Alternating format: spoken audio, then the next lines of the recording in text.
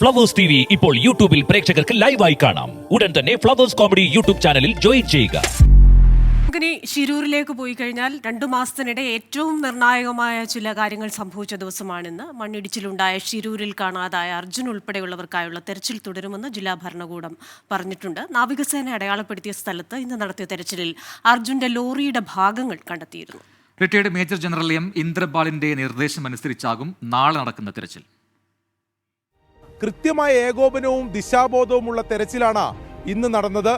നാവികസേന അടയാളപ്പെടുത്തിയ സ്ഥലത്ത് നടന്ന തെരച്ചിലിൽ അർജുന്റെ ലോറിയുടെ ഭാഗങ്ങൾ കണ്ടെത്തി.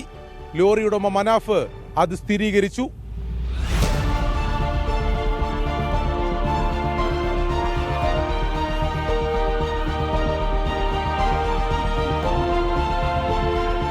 അർജുന്റെ ലോറിയിൽ തടികെട്ടാൻ ഉപയോഗിച്ച കയറിന്റെ ഭാഗമാണ് ഇന്ന് ആദ്യം കണ്ടെത്തിയത്.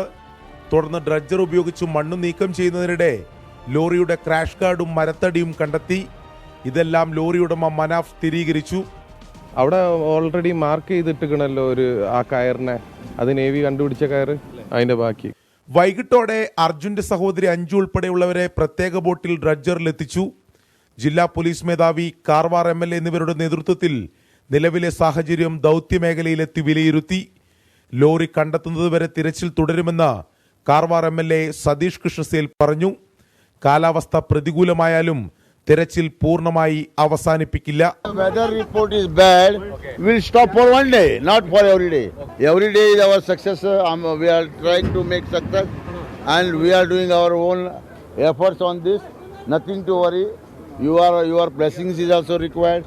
ജില്ലാ ഭരണകൂടത്തിന്റെ ഇടപെടലിൽ അർജുന്റെ കുടുംബം തൃപ്തി പ്രകടിപ്പിച്ചു. ഈ പുഴയിൽ തന്നെ ഉണ്ട് എന്നുള്ളത് അവർക്ക് ഒരു ഹോപ്പ് ഉണ്ട്. നമുക്ക് മാക്സിമം ചെയ്യാന്നുള്ള രീതിയിലാണ് പറഞ്ഞത്. നമുക്കിപ്പം ഒരു കോൺഫിഡൻസ് ഉണ്ട്. ട്രക്കിന്റെ സാന്നിധ്യത്തിന് ശക്തമായ സിഗ്നൽ ലഭിച്ച കോണ്ടാക്ട് പോയിന്റ് 4-ലായിരിക്കും നാളത്തെ തിരച്ചിൽ ശ്രദ്ധ കേന്ദ്രീകരിക്കുക. Retired major general M Indrapalan തിരച്ചിലിന് നേതൃത്വം നൽകും. അപ്പോഴും ഷിരൂർ ഉൾപ്പെടുന്ന ഉത്തര കന്നഡ മേഖലയിൽ 3 ദിവസം ശക്തമായ മഴയ്ക്ക് സാധ്യതയുണ്ടെന്ന കേന്ദ്ര കാലാവസ്ഥാ വകുപ്പിന്റെ മുന്നറിയിപ്പ് ആശങ്ക സൃഷ്ടിക്കുന്നു. ഷിരൂരിൽ നിന്നും അലക്സ് റാം മുഹമ്മദ്, ടീം 24.